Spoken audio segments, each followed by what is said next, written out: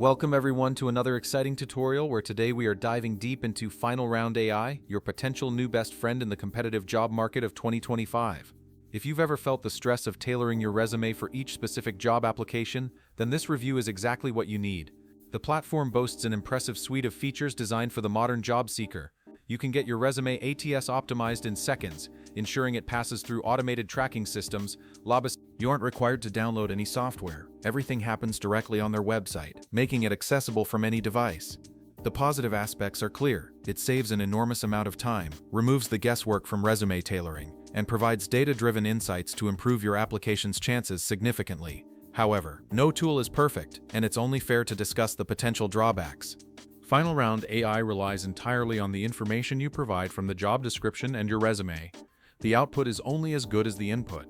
If the original job description is vague or your initial resume is sparse, the AI might have less to work with.